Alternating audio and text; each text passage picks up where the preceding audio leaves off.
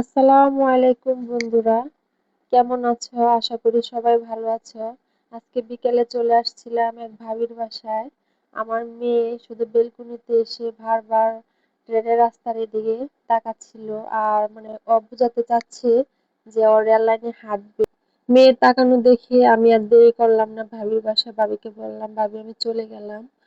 তারপর আমি ভাবির বাসা থেকে বেরিয়ে আস্তে আস্তে ট্রেনের রাস্তার ওইদিকে চলে যাচ্ছি, কারণ মেয়েকে আজকে আমি ট্রেন দেখার জন্য অপেক্ষা করব। যতক্ষণ ট্রেন না আসবে ততক্ষণ আমি অপেক্ষা করব, কারণ মেয়ে শখ হয়েছে, আমি ওটা দেখানোর চেষ্টা করব।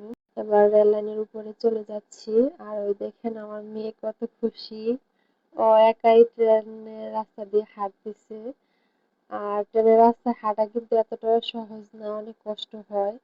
কারণ রেললাইনের যে পাতগুলো থাকে ওগুলো দ্রুত, অনেকটা দূরত্ব থাকে, ওটার উপর দিয়ে হাঁটা এত সহজ না। তো আমি মেয়েকে রেললাইনের উপরে খেলতে খেলতে আমি ট্রেনের শব্দ পাচ্ছিলাম, তো আমি একটু আহ, অপেক্ষা করছিলাম যে ট্রেনটা আসুক, আমি ট্রেনের সাথে একটু ভিডিও নিব। আর আমার মেয়ের মতো তোমাদের কার কার ট্রেন দেখতে ভালো লাগে তারা অবশ্যই কমেন্টে জানাবা। আর ভিডিওটি ভালো লাগলে একটা লাইক দিবা, আর আমাদের আদরের আদরি চ্যানেলটি সাবস্ক্রাইব করবা। ট্রেন চলে গেল। ট্রেন চলে যাওয়ার পরে আমি আমার মেয়েকে নিয়ে বাসার দিকে চলে আসলাম, কারণ সন্ধ্যা হয়ে যাচ্ছে, সন্ধ্যার সময় আর মেয়েকে নিয়ে বাহিরে থাকবো না।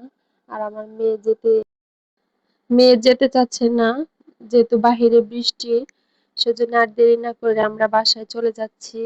আর আমাদের ভিডিওটি কার কার ভালো লাগছে অবশ্যই কমেন্টে জানাবেন। আর সবাই সুস্থ থাকেন।